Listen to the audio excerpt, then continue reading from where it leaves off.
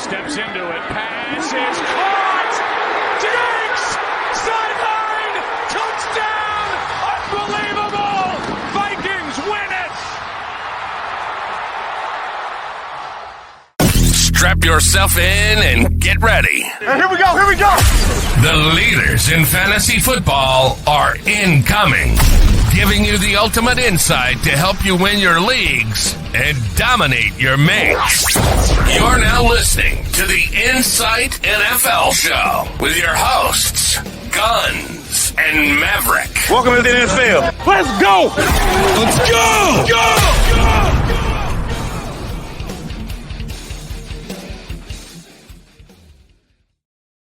Hello and welcome to another episode of the Insight NFL podcast. I'm your host, Nathan from SuperCoach Guns, and with me, as always, is Matt, aka NFL Maverick. Matt, how are you going?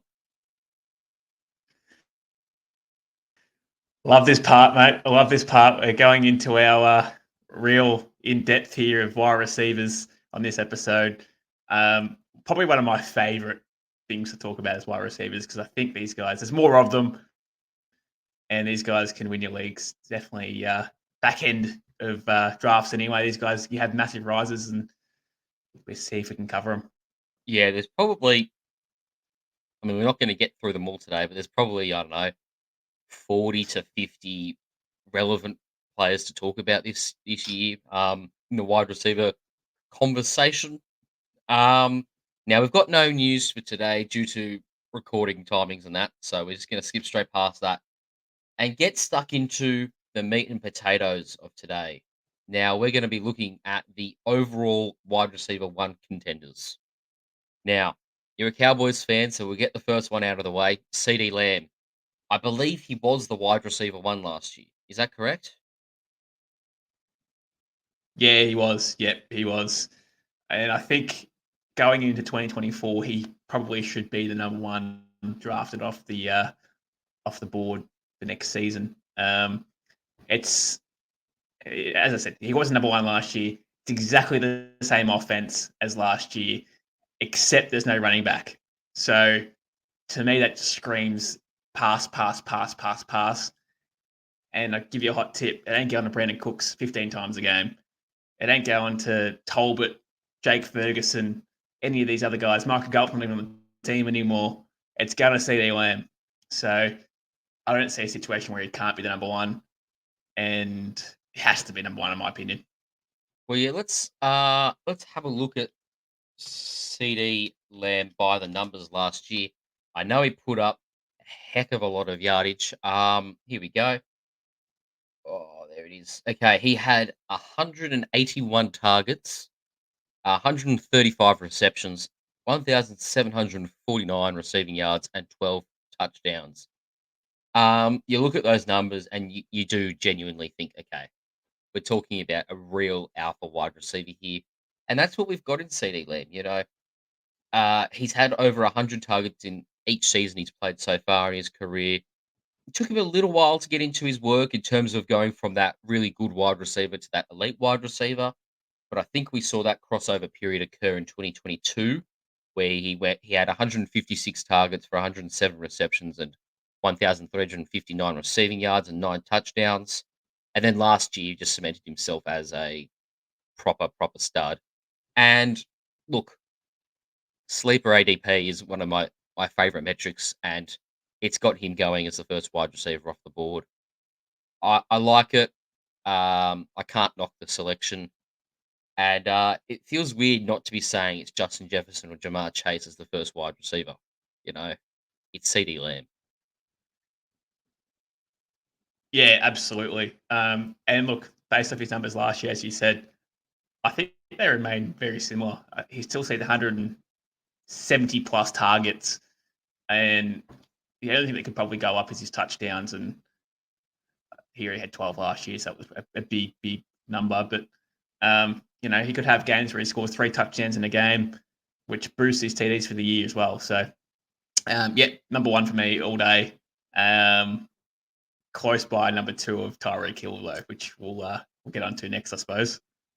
Yeah, let's do it. Tyreek Hill. He had a ridiculous season last year, on pace for 2,000 receiving yards before he got injured. I'll pull up his, I suppose, official stats from last year. He had 119 receptions for 1,799 receiving yards. And on the touchdown front, he had 13 touchdowns. Now, this was whilst having 171 targets, and he did miss a game. So he actually played a bit more than what I thought he did in the end. But there were some games there where he left early, or didn't play the full game. But you know he's put up back to back remarkable seasons in Miami. So he's backed up his 1,800 receiving yard season this year with last year with a 1,700 receiving yard season in 2022. Almost identical numbers, just a few more yards and way more touchdowns. So I'll read you out 2022. He had 119 receptions on 170 targets for 1,710 receiving yards and 7 touchdowns.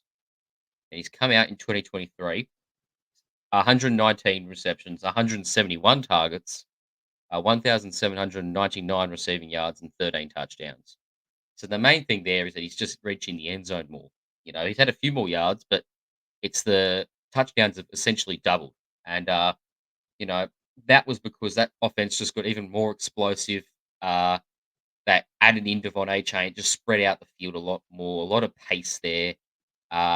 It's one of the fastest and, in my opinion, the most exciting offense in the NFL to watch. You saw what they did to the Denver Broncos early in the season last year, 70 points on them, without really breaking a sweat. Put Tyreek Hill in the conversation just feels like you've got to do it every time. He's got to be in that conversation for the top wide receiver. The only thing I think is that sort of pegs him back from being, absolutely the wide receiver one for me is the fact that if Tua goes down, that offense it falls away because he really is the linchpin in terms of distributing the ball to Tyreek Hill and Jalen Waddle. Spot on there with the Tua. The thing is with this offense is it will pretty much remain the same, right? Tyreek Hill last year really wanted to break that 2,000-yard record. He was actually on track at one point to do it. So I do think he's going to make it a real focus point this year to go for it again. As you said, he played 16 games. So he missed one game, and I think he was pretty banged up towards the end of the year. Anyway, I think it was Tennessee and Washington. He didn't play full games. I think it was the back end of the year. I think it was 13 and 14 from memory. Maybe it was before that. Oh, But yes. anyway, I do think. So he missed. Sorry, what you're saying? Yeah, so he missed. He only played half the game against Tennessee for 10.1 points, and then he missed New York Jets in week 15 rather. And even in the weeks prior to that, he wasn't playing as many snaps as what he normally would. But he was still putting up, ridiculous numbers, right? Like in games where he's having around 50% of snaps, he's still putting up 30 fantasy points, which is stupid. So in terms of consistent elite floor, it's Tyreek Hill. But to be honest, in my opinion, if CeeDee Lamb's off the board, you just get Tyreek Hill, and you just about lose nothing. I think Tyreek Hill's a genuine contender to finish wide receiver one, which is why we put him in this list. But really like Tyreek Hill this year. Yeah, absolutely. And as you said, I don't think the offense would change that much at all. It's pretty much exactly the same. The only thing that will change is probably A-Chain getting more involved and spreading out the field. Tua's a bit reckless as well, I think. So that's actually great news for Tyreek Hill. That means he's going to absolutely get these long balls, and Tua's not afraid to throw them. So, for sure, it has to be Tyreek Hill number 2. There was a point in his career, I think it was 2 years ago, where he had a down year, and they were thinking, this is probably the end. well, not the end, but him starting to slow down a little bit. Even last year, he went a bit later on in first rounders in fantasy drafts, and then he backed it up with the 1,700-yard season, which was insane. So, yeah, no, Tyreek Hill all day for me, number 2. Close by, very, very close by, Jamar Chase. He could be it's so hard with all the receivers we're about to name in this tier 1 category, in my opinion, because they all could finish number 1.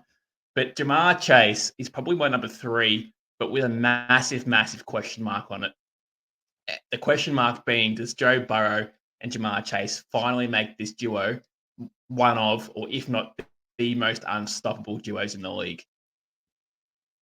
Yeah, so I'll read you out the numbers from his 2023 campaign. So he had 100 receptions from 145 targets, 1,216 receiving yards, and 7 touchdowns. Now, looking at the numbers, noticeably less than what was put up by Tyreek Hill and CeeDee Lamb last year. Now, of course, what you've got to take into account there is that Joe Burrow only played the first 6 games. Even then, the Bengals weren't on fire. But if I have a look at those first 6 games, I just got to find out when Joe Burrow went down, I suppose. But he put up some very good numbers early on, I believe, Burrow. But whilst I'm looking that up, what are your projections for Jamar Chase this year? So, yeah, I've got him at number 3 on my rankings. But I don't know if you saw last year, but he was actually number 1 in the league for red zone percentage targets. So I love to hear that as a fantasy player, that they just want to target him in the red zone. He only had 7 touchdowns last year. That was down from 9 the year before, though. He really needs to put these numbers back up to 10 plus to be relevant as the number 1 or number 2 wide receiver.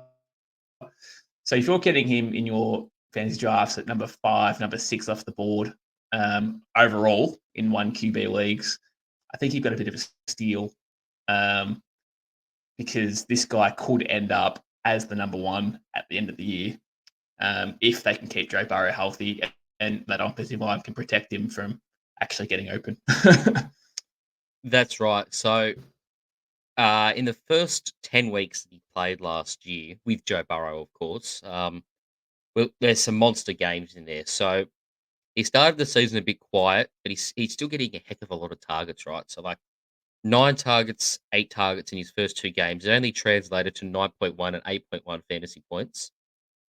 But this string of 4 games is what I really love about Jamar Chase, and what I think possibly which gives him the potential to separate him from the rest of these guys in this list, is that he can earn a monster target share. So he had 15 targets for 12 receptions and 141 yards with no touchdowns. Okay. Then he went 9 targets, 7 catches, 73 yards. Then he went 19 targets, 15 catches, 192 receiving yards, and 3 touchdowns. That's ridiculous. Then he went 13 targets, 6 catches, 80 yards, and then 12 targets, 10 catches, 100 yards, and a touchdown. So, like, the dude puts up massive numbers when the Bengals are flying at full pelt offensively. So, the Bengals are notably slow starters. So, the first few weeks in the season, they take a while to get into the swing of things. But then once they're up and running, that offense is dynamic. And as long as Joe Burrow stays fit, Jamar Chase will be putting up those crazy numbers like I just read out. So he had, in that string of 5 games I read out there for you, he had 3 finishes inside the top 6 wide receivers. And, he's averaging well over 10 targets a game, probably closer to the 13, 14 targets per game mark, which is absurd to think about. Yeah, well put. And what really let him down, let's be honest, last year was probably his last 4 weeks, I think it was, yeah, where he didn't really have anything going at all. But yeah, he's just so magical at all times, Jamar Chase. There's not one thing he can do wrong. And actually, he played 16 games last year. I actually thought it was less. But yeah, Yeah. they keep Joe Burrow healthy. Yeah, pretty banged up Yeah, last I year. seriously think this guy can make a case. Yeah, yeah. Nah, I just think that Jamar Chase at number 5, ADP is gold. He could be the number 1. Yeah, for sure. And then I guess that brings us to the I guess when you think about wide receivers in the NFL, the first guy I think of is Justin Jefferson, right? He put up some ridiculous numbers. You know, there was always that partnership of him and Kirk Cousins. They put up some stupid numbers to start this season last year. If you look at the first 4 games of his season last year, I'll read them out for you. He had 12 targets, 9 receptions, 150 receiving yards. Then he went 13 targets, 11 receptions, 159 receiving yards. Then he went 13 targets, 7 catches, 149 receiving yards, and a touchdown. 9 receptions, 6 catches, 85 yards, and 2 touchdowns. That's 4 weeks in a row where he finished inside the top 10 wide receivers. And then, he got injured, then Kirk Cousins got injured, and the Vikings became a dumpster fire offense. He missed the best part of 2 months last year, which hurt owners because that was his first major injury in his career, right? Um, but he did finish the season really strongly. So he finished with 15.4 fantasy points, 26.1 fantasy points, 10.9 fantasy points, and 36 fantasy points. So he finished final week as the wide receiver 1 with 14 targets, 12 catches, 192 yards, and a touchdown. So he's putting up massive scores. He's putting up a massive amount of receptions. The question is, and it's a big red flag on Justin Jefferson, can he do it with Sam Darnold and JJ McCarthy?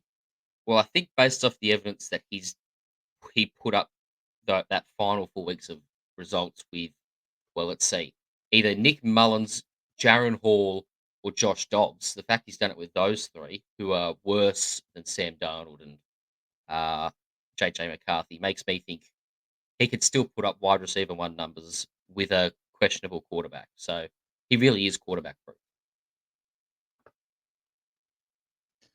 Yeah, exactly right. And let's be honest, if he had a decent QB this year, he would be the number 1. The only thing that's stopping him from not being the number 1 is the unknown at QB.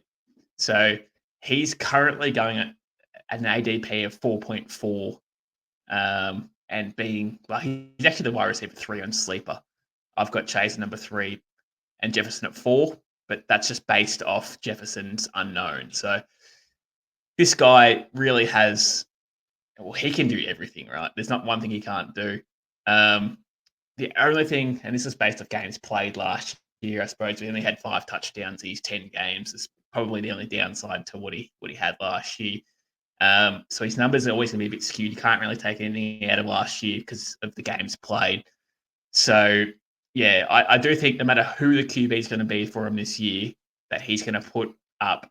And if he stays healthy, he will be top 4, top 5 at the absolute worst. In Dynasty, I would absolutely try and keep him for the long haul. Would never try and trade him. You've got like the number 1 in the league, in my opinion, in Dynasty. But in redraft, you could probably let him go to about number 5, probably number 6. But then again, if he does and he bounces back, he could get a true number 1. Yeah, that's right. You absolutely could. And the one thing I wanted to note here is that in his 8 full games last year, he was averaging 23.96 points per game, which I don't have it in front of me. Oh, I do actually. And this is in full PPR because I didn't get the time to transfer it over to half PPR, but that's all right. That's all right. In full PPR, fantasy points per game, he's 4 points ahead of CeeDee Lamb for wide receiver 1 last year.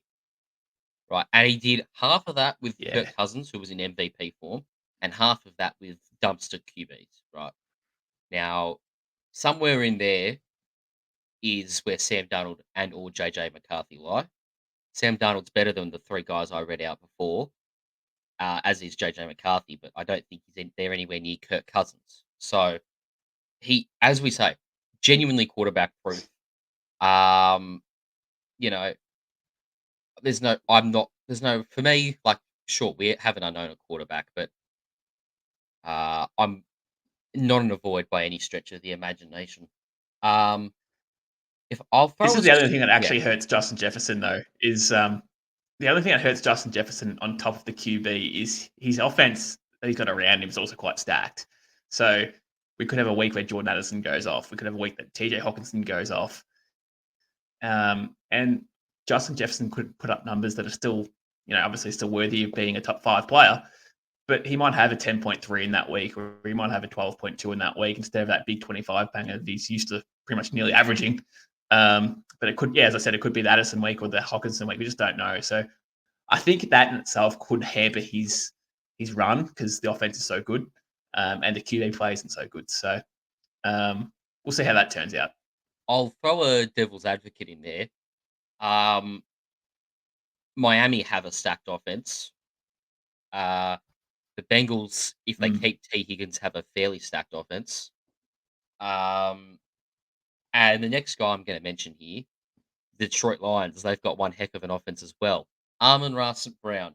I think he's finally in this conversation for the top 5 wide receivers in this league. And with that, you throw him into the conversation for wide receiver 1. Now, I'll pull up his numbers here, but how do you personally view Amon-Ra this year?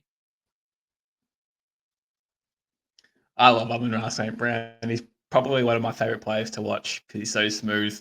You can play him in the inside, you can play him in the outside, you can play him anywhere, and he'll absolutely torch any sort of defensive back in the league. He's pretty much unguardable, let's be honest. So is there a world where he could have his numbers increase? Absolutely, they could.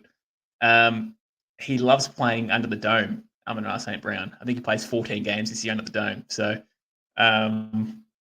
that in itself is probably a massive, massive advantage to his game. Plays 3 in the air in open air games. So Amon-Ra would be one of those guys to watch. And every single year he's got better. Started his career wide receiver 21, came in as the wide receiver 8, and last year finished as number 3. So does he have one season more where he goes one better and finishes as number 1? I don't think he does, but it's still a solid top 5 option. He's only really had he's so consistent. He's had one game last year where he scored under 3 points. Under 10 points, which was 3.6. Other than that, every single week was 10 plus.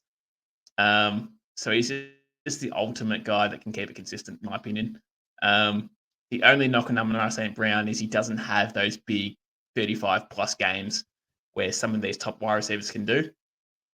His biggest game last year was 26.5. I think it was. Yep, it was. So that's my only knock on Amon-Ra St. Brown is he can't have these games where he goes 35 plus. So yeah, that's probably the only knock for him. Yeah, but as you say, super consistent. Last year it was 119 receptions and 164 targets for 1,515 receiving yards and 10 touchdowns. He's just he keeps earning more and more targets, and he's doing more with the football. Like you can see his yards per catch. Like it was 10.1 in his rookie season. Then it went up to 11. Then it jumped up to 12.7 last year. If he can keep progressing that way and try and work on, I say work on it, but if he can develop a way to have those massive games like your Jeffersons, your Chasers, CeeDee Lamb and Tyreek Hill had, right?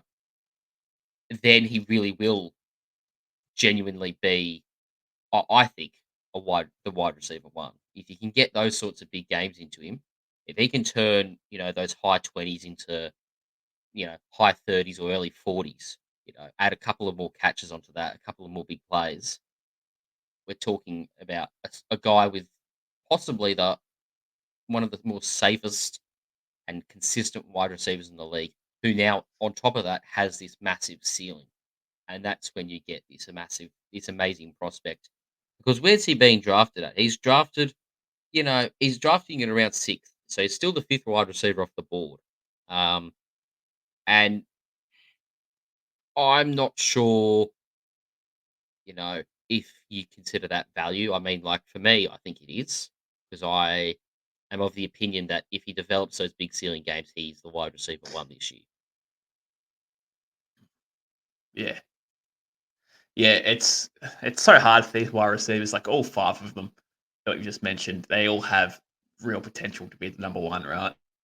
There's Hmm. not there's not one that you can say this guy is definitely going to be the number 1. I've got CeeDee Lamb, who I think will be number 1, but I can't gun to my head. I wouldn't be able to tell you. But yeah, in this ranking, I'd have CeeDee Lamb, Tyreek Hill, Jamar Chase, Justin Jefferson, then Amon-Ra St. Brown, right?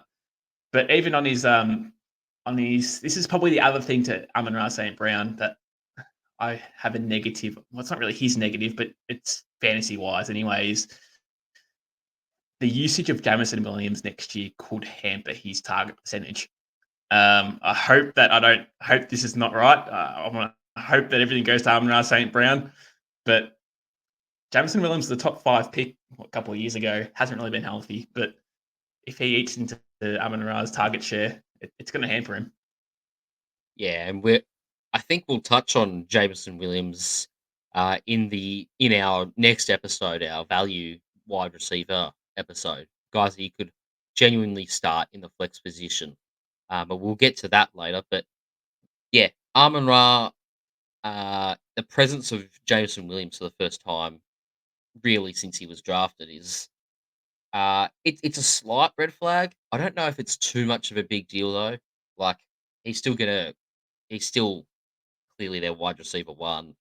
He's still clearly a top 5 wide receiver in the league. But I understand where you're coming from in terms of Jameson Williams, also an early first round pick. He's not going to just sit there and do nothing, right? So something's got to give in that regard. Now, you didn't agree with me when I put him on this list. And maybe I've gone a bit over the top, but I'll say this. My wide receiver 6 this year is Garrett Wilson. Whether or not that means he goes in and has the capability to finish as a wide receiver 1, probably not, unless Aaron Rodgers returns to that his prime or close to it, which I don't think he will. But on target share alone, we're talking a 29.8% target share, 168 targets from Zach Wilson. If that doesn't make you into a man, I don't know what will, right? Like that is the ultimate trial by fire. He was a top 10 pick 2 years ago. He's put up sensational numbers. I'll get them up here though. Yeah, Garrett Wilson, he was massively hyped up last year to push for a top 5 finish in fantasy with Aaron Rodgers. Then Aaron Rodgers' Achilles goes, first drive of the season for the Jets. And he sits around and does nothing. But here you go. In his rookie season, he's had 2 seasons with Zach Wilson at quarterback, which, yeah. He had 147 targets for only 83 receptions. Now, you could read into that and say, is that a Garrett Wilson thing or a Zach Wilson thing? I would lean towards it being a Zach Wilson thing. Yeah, so Garrett Wilson rather, 83 receptions on 147 targets for 1,100 receiving yards and 4 touchdowns. That's 2022. 2023, he goes 95 receptions on 168 targets for 1,042 receiving yards and 3 touchdowns. Now, you'll notice there the touchdowns are remarkably low. Like, that's going up this year with Aaron Rodgers there. It's going to be pushing double digits, personally. I think it's around 9 or 10. If he's getting that sort of volume with Aaron Rodgers as well, we're then looking at well and truly we're pushing into that, 1,300, 1,400 receiving yard mark. Garrett Wilson could have a massive, massive year. And I think he will push for the top 5 if an injury occurs to any one of the first 5 we've mentioned. And if Aaron Rodgers really returns to his prime, I'm not ruling anything out with Garrett Wilson. That's more than fair. I've got him on the step below these 5 guys for a reason, in my opinion. I'm yet to see it. And I know he's played with Zach Wilson, so he's not going to make anyone look good, really. But until I actually see it happen is when I'll actually put him in there. I think it's a bit disrespectful to the other 5 to put him in there when he actually, as I said, hasn't done it yet. So is he capable? Absolutely, he's capable. but I've got him in the next tier down just because of the yet to do it factor. Um, I mean, at the moment he's going at number 12 ADP, which is probably about fair. That is just below a couple of receivers that we're about to name just a bit later on. But yeah, no, look, you're right about Garrett Wilson though. He with Aaron Rodgers, he's absolutely a chance to go bonkers this year, and realistically, he should. And if he isn't, then that's a big problem for the Jets because this is a high level playmaker that they've drafted high to take this next step for the Jets organization and himself. So even last year, look, I'm looking at his numbers. The only thing that really stands out to me is his target share, which is 29.8%, team target share. Other than that, you can't really take anything else out of that because the Jets are so bad offensively that but yeah, Garrett Wilson's such a non-factor in a way. But I guess the beauty about him is he's a 6 foot receiver that can get on the Jets and just make everyone just into dust. Yeah. So yeah, I want to see this guy take the next level. I think for me, he's probably the wide receiver. I've probably got him as the number 7 to 8 personally. But yeah, that's me. Yeah. So, like, look, he's still well and truly inside the top 10. He's going as the what's that? Wide Yeah. receiver 8 off the board. I'd be drafting him like if he's still there at say pick 10, which currently he would be. Would would you take him over Puka Mm. Nacua? No, Mm, I wouldn't. okay. Um, Well, let's get I straight wouldn't into take him over Puka Puka Nacua then, Nacua. shall we? Yeah, no, Puka Nacua, he's come out of nowhere. He would have come off everyone's waiver wires last year in redrafts. He would have been a 4th round pick, maybe in dynasty leagues, rookie dynasty leagues. And this guy seriously is the most underrated player coming out of college, in my opinion.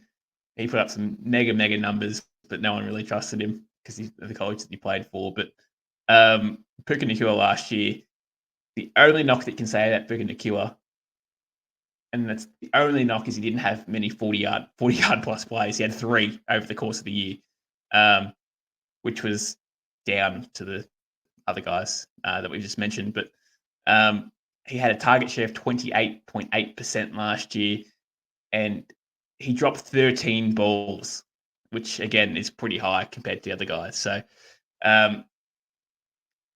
yeah, I just think this guy could take the next step next year. Probably more touchdowns is more likely, with a Cooper Cup who's going a bit backwards. But Puka Nacua, absolutely such a smooth player, and I do believe he's probably the number. I've got him as number 7 on my list personally, but yeah, that's how I see him as. Yeah, fair enough. I mean, look, he was a gun. He's an absolute gun, right? And he put up some stupid numbers last year. I remember week 2 after everyone picked him up off waivers, he put up 20 targets for 15 catches and 147 yards. Like Yeah, like numbers like those are just crazy. Now, last year, 105 receptions of 160 targets for 1,486 receiving yards and only 6 touchdowns in an interesting development. Only 6 mm. touchdowns is surprising to me.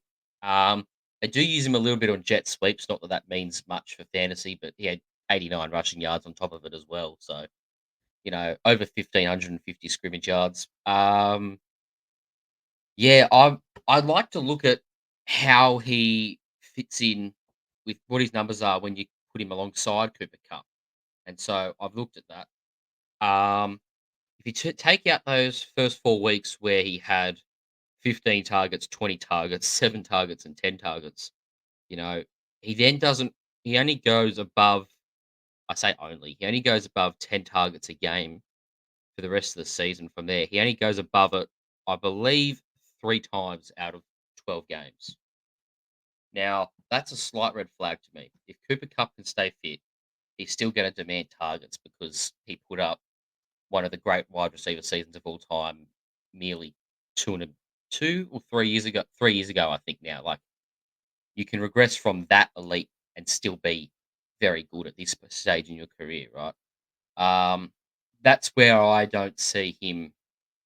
I would be still taking Garrett Wilson over Puka Nakua in that regard because although he had that massive target share last year, it is inflated by the lack of Cooper Cup early, where Puka Nakua was the only guy to catch passes pretty much from Matthew Stafford. There was a bit of Tutu Atwell in there, but for maybe 2 weeks, right? Um, yeah, See, even saying that though, Matthew Stafford is such a good fantasy QB to have for wide receivers because he can just complement everyone involved. And look, 7 touchdowns on the year for now a known commodity in the league. I think that increases, and I think he does get better next year based off. I think his yardage and his catches and receptions, everything like that, will remain very, very similar. But I think the biggest X factor for him next year would be his touchdowns that will probably increase. yeah. I mean, they well could, but I don't see him having. I still see him having a similar involvement, but then I like. It's hard to explain, but outside of his receiving his touchdowns increasing. I don't know um if he's going to have 100 receptions again with Cooper Cup. Like I don't know if they're going to be able to support two of these needy wide receivers. And so something's got to give to an extent. I lean towards Puka Nakua getting over 100 targets now that I think 100 catches rather now that I think about it. But for him to put up 1,500 yards again, it's questionable when you throw in the Cooper Cup equation as well. So for me, there's more of a red flag on him than there is on Garrett Wilson. Um, but a guy who doesn't. You know who I've got Oh, above Puka Nakua? Yep. AJ Brown. Yeah. AJ Brown would be my guy who'd come as probably the number 5, number 6 off the board. Now, everyone always questions about the Eagles. They've got Devonta Smith. They've got now Saquon Barkley. They've still got Jalen Hurts around there. But AJ Brown's first 6, 7, 8 weeks last year showed me exactly what he can be like for a whole year if he can stay fit. Now, he played every game last year. That's nothing like that. I'm not saying he's missing games, but he was nowhere near healthy. He was carrying injury all year. Well, second half of the year was, and so was Jalen Hurts. So his numbers will obviously look a bit average second half of the year due to that. But when I say he started the year red hot, I mean, he started at 11.4, 4.9, which is again a bit on the quieter side, but then went 17.6, 34, 15.7, 16.6, 24.7, then 29, and then 16.1 into his bye. Then his numbers seriously decreased after that. But this guy, for me, they trust him as their number one. He's clearly the number one. It's not Devonta Smith. Saquon Barkley will probably take away maybe some touchdowns, but he's still going to have 100 plus receiving yards a game. Yeah, well, let's look at his 2 seasons in Philadelphia so far. In 2022, he had 88 receptions on 145 targets for 1,496 receiving yards and 11 touchdowns. Now, that's the sort of season where he's clearly a big play weapon.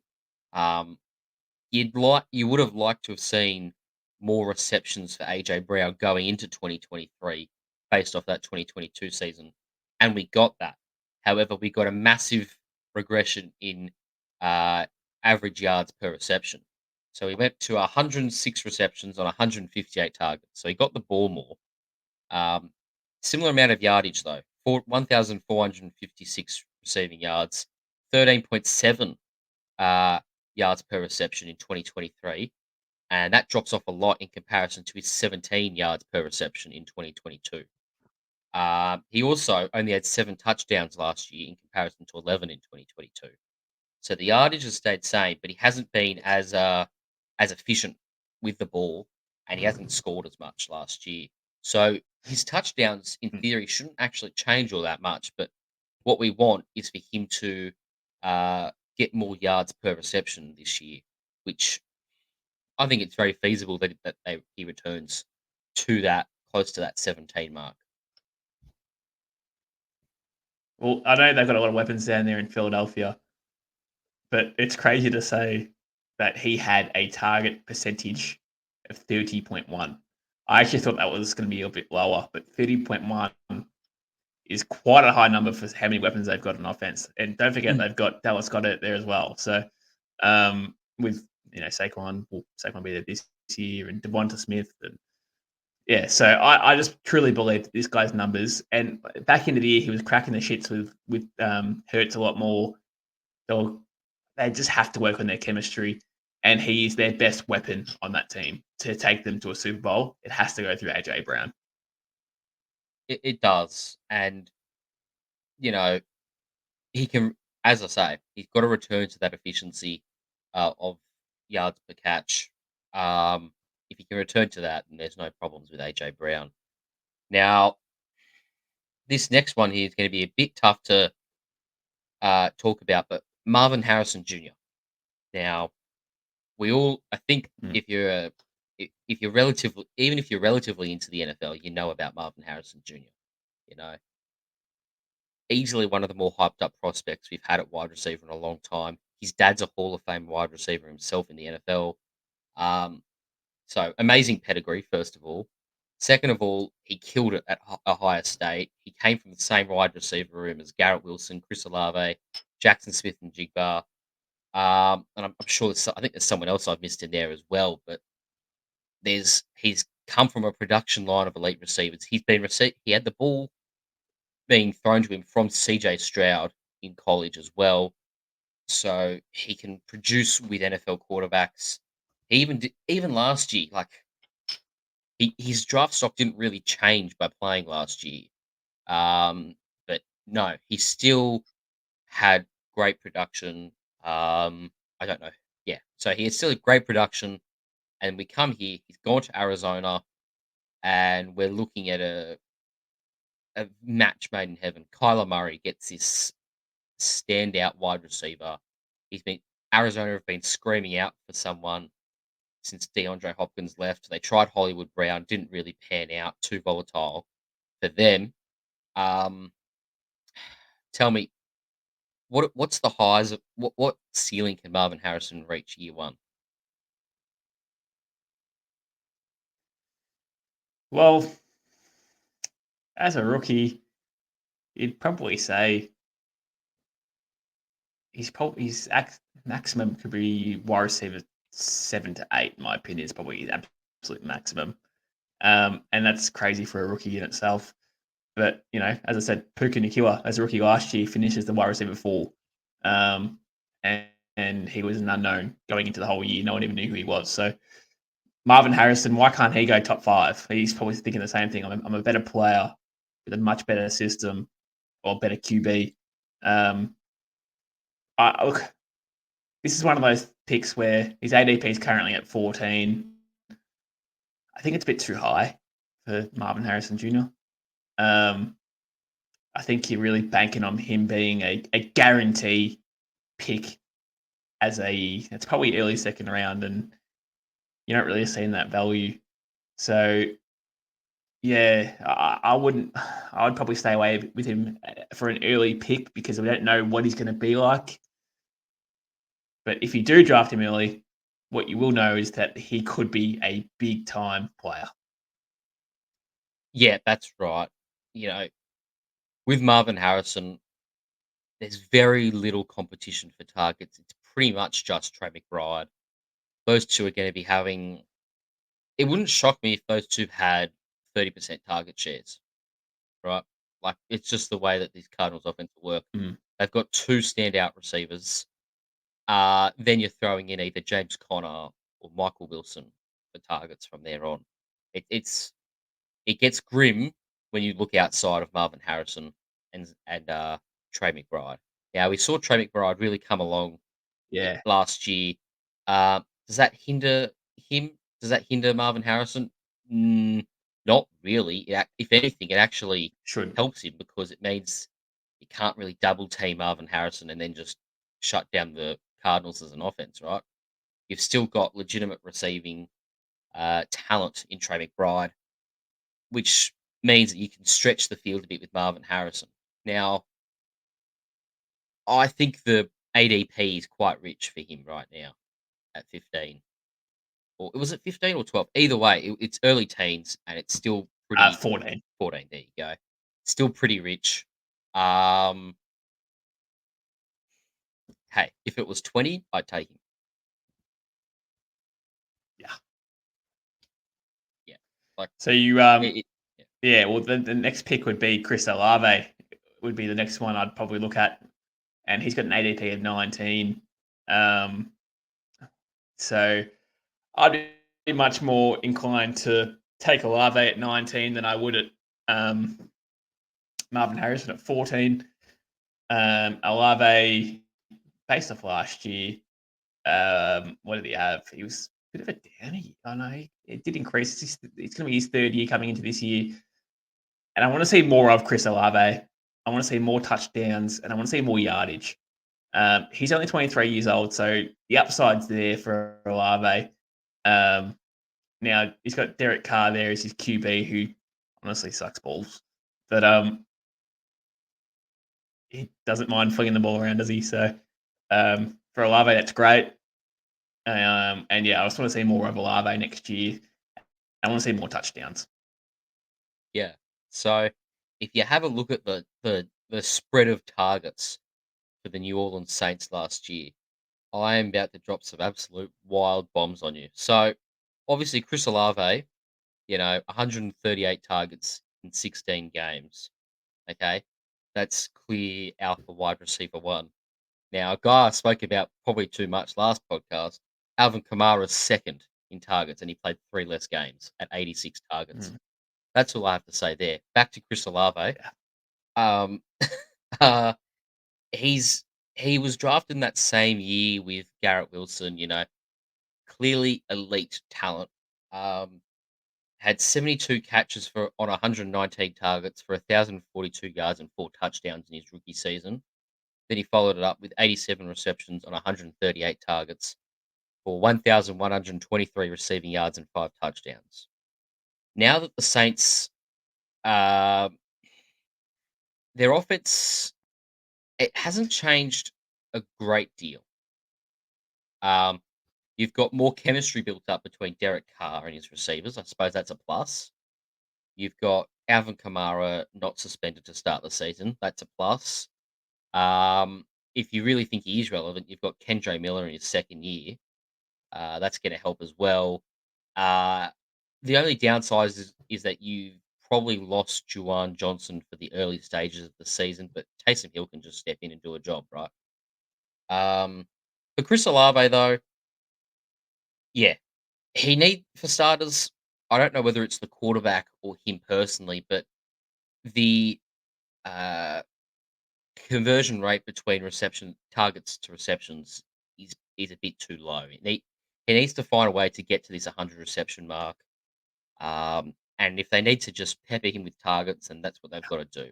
And the more that he has the ball in his hands, the better the Saints will do as a whole, and the probability of Olave going big increases with that as well. Yeah, absolutely. And the hype around Chris Olave getting better and better and better is really there. So yeah, I do agree with everything you said, and they just need to pepper him with every single ball they've got because let's be honest, they're really a basket case of a team. So if you're going to make anyone better, please make it Chris Olave. Yeah. Well, let's look at our next wide receiver here. My personal favorite, Drake London. Now, again, another one of these high level talents. He comes, yeah, same draft class as, Garrett Wilson, as Chris Olave. We had 3 of them. I think they were 8, 9, and 10 in that 2022 draft, right?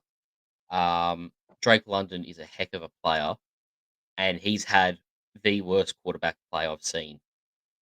He had the ghost. He had the ghost of Marcus Mariota, who was he ever really a thing? Maybe for a year or two, but yeah, had Marcus Mariota, absolutely washed version of him. You had Desmond Ritter, who was the wish version of washed Marcus Mariota. So and you had Taylor Heineke in there. Like you put all of that together, it's not screaming elite production. And well, that's how it panned out. So if we have a look at Drake London's career so far, you know, it's not pretty reading. He hasn't gone over 1,000 receiving yards in a season yet. And so you're probably thinking, why are we talking about him here? Because he's an elite player and he's finally got a very pass friendly quarterback in Kirk Cousins, right? So he's been given a fair amount of volume, 117 targets in 2022 and 110 targets in 2023. I'd personally love that number to go up again. I think you should be getting the ball to him a lot more. He needs 100 receptions as well. He's one of those guys where the more he's got the ball in his hands, much like Chris Olave, the better off the Falcons will do. And they have a quarterback who will easily get him the ball 100 times. Like Kirk Cousins has made Justin Jefferson. Well, not made Justin Jefferson, but allowed Justin Jefferson to be Justin Jefferson. If you know what I mean. He can do the Yeah. same thing for this offense here. He can elevate Drake London. He can elevate Kyle Pitts. He can finally help them deliver on the hype that they had coming into the NFL. And although we know that Bijan Robinson's going to be the focal point of this offense, to say that Drake London and Kyle Pitts won't be the focal point of the passing game is absurd. So they will still be front and center. I'm expecting both of them to well and truly eclipse 1,100 receiving yards this year. Yeah, no, that's pretty good analysis on Drake London.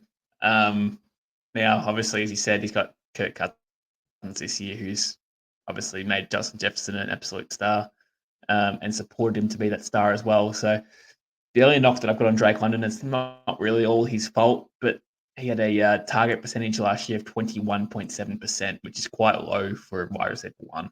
Now, is that due to poor QB play or him not being able to separate and get open? I'm not too sure, but I'm going to put it down to poor QB play. Now, he was a top pick in the draft a couple of years ago. It's time to see the real Drake London step up. He's got the ability. He's got the talent. How many touchdowns did he have last year? I just had it up. Let me Oh just yeah, check two this, sorry. touchdowns. Two. So he had 2 touchdowns last year. I know his QB play was terrible, but 2 touchdowns from Drake London is pretty appalling. So yeah, I really need to see this guy step up. I know you're pretty high on Drake London. I'm a bit lower than what you are. I think his ADP of 18.6 is a bit high for a guy who, again, hasn't really proved to be a true. Well, he's going as a mid-second rounder at the moment, so he hasn't proved that to be true yet. Like Olave has, and I guess Marvin Harrison hasn't either, but Drake London hasn't. He's been in the league for 2 years, so I just want to see him. I'd probably take him. I'd probably leave him to the early third round. I know you're not going to get him in the early third round, but I'd let him slide to someone else, because at mid-second round, you're really looking to bolster your team with points coming in. And if he's a massive flop, it's just a risk that I'm not willing to take. Yeah, look, I understand that there's unknowns. I just can't see him flopping at all, right? Like we're talking like not only this, the last 2 years he's had Arthur Smith as his head coach, who gave Jonnu Smith 70 targets, right? Anytime you're giving Jonnu Smith 70 targets and Mac Hollins is seeing the field, like it's not a good recipe for success, right? Yeah. I can't see Yeah, I just Drake think he's a bit London, too high for his ADP. and I think he's I just think it's a bit too high. I mean, you know what I mean? Like, look, there's every chance that he does, and if he does, he's probably worthy of that pick. But you're basing it off what ifs. um is it what ifs or is it just There's so many targets vacated, and it would make complete sense for Drake London to assume most of those targets. So I think his very best that he could probably do next year is ADP of 18. It's probably where he finishes in the league. Is he very best could be around about the 18th best player. So are you getting any value for a guy who you're drafting to be exactly where you want him to be? I don't know if you are. That's why I let him go a bit later. If you do get him a bit later, that's where you do get your value. But I'd let someone else take that risk, and if it comes off, I'll try and take him next year. Yeah, yeah. Well, look, there you have it. We're a bit split on Drake London. Um, a guy who I don't think we will be split on this year though is Devontae Adams. Um, he's playing for maybe the second worst offense in the NFL in the Las Vegas Raiders. Their quarterback Mm. situation is still unknown. Uh, him and Jacoby Myers, like they're the only two wide receivers really worthwhile setting onto the field for them. They've for some reason drafted two high level tight ends in the last 2 years, and not addressed the quarterback position at all. But and also they've just lost Josh Jacobs on top of that as well. Um, when you look at Devontae Adams, he can do a lot of very, very good things, particularly when you give the guy 180 and 175 targets in his last 2 years. So in 2022, he had 100 receptions on 180 targets for 1,516 receiving yards and 14 touchdowns. Now, the numbers are good outside of the disparity between the receptions and the targets, right? Then you go to 2023, he had 103 receptions on 175 targets for 1,144 receiving yards and 8 touchdowns. Now, why has that dropped off? Derek Carr's left the building. You know, we've gone from Derek Carr to Jimmy Garoppolo / Aiden O'Connell, and it's had a massive impact. He's still gotten the ball just as much. But he's produced 350 yards less. He's produced 6 less touchdowns. So he's also not to mention he's 31 and he's 32 at the end of this year, but he's 31 right now. I don't see him lasting the full season on their roster. I think he'll be traded. Well, yeah, in his case, you'd probably hope so, because last year, despite the crap QB play, he ended number 1 in the league for all wide receivers to be for team target percentage. It was at 33%. Now, last year, he was really a boom or bust player. He had games where he had 1.6, 0.9, one catch for 4 yards. Sorry, was it one catch for 4 yards? One catch for 4 yards. You know what I mean? Like he has these real boom or bust games, but then the booms were 31.1, 35.7. So yeah, there was too many games. 1, 2, 3, 4, 5, 6, 7, 8, 9. There was 9 games under 10 points last year. That's not good. That's not even startable in my opinion. So the QB play this year hasn't improved at all. It's either really Aiden O'Connell or Gardner Minshew. I'd personally prefer if they went with Gardner Minshew. He's the better QB, but Aiden O'Connell's the younger QB with more upside. So, but he could come out and flop and be a real shit carder himself. So, I would personally prefer Gardner Minshew. If he gets Gardner Minshew, he might be okay. I think his ADP is way too high as well, might I add. It's 17.4. And as I said, if you base it off last year, he had 9 games under 10. So I would be definitely avoiding that because he could end up on your bench for the rest of the year if he can't produce. Yeah, which is a scary thought when you're drafting someone late second round that they might not be startable at certain points. It's hard to say how this situation plays out for Devontae Adams, but to predict that he doesn't survive the whole season on that team, I think is fair. They're clearly, if Gardner Minshew and or Aiden O'Connell don't show something early, they're going to go into tank mode, right? I reckon they'll start Gardner Minshew early, and then if Gardner Minshew's not the guy, they're going to start playing for picks. They're going to go with Aiden O'Connell at quarterback. They're going to see if they can develop him, and if they can't, they just draft a quarterback next year. Like the blueprint in that regard is simple. You can definitely still get a first round pick for Devontae Adams, I think. I get he's 30, he's 32 at the end of this. At 81? Well, it's Devontae Adams. Like, there's going to be a team like and it will hurt Garrett Wilson, but like the New York Jets, for example, that will be like Aaron Rodgers is going to want Devontae Adams, and he's going to say to them, "Get him at all costs." And I don't know. You might still be able to get a first round But pick. he's It might 41 be himself. yeah. You know, if you bring Devontae Adams into the Jets, you almost need to make the AFC Championship game because, like, you're putting. It's crazy that we're talking about hypotheticals here. We're talking about hypotheticals here for a guy who's going as the ADP. What was it again? It was 17. So we're hoping for a trade. I would have avoided personally. Yep, agree. Yeah. Another guy that I could very well be avoiding is Brandon Ayuk. Now, it's brutal on the guy because he had his big breakout season last year, but this contract situation is cooked. You know, he clearly wants to play with Jaden Daniels in Washington, right?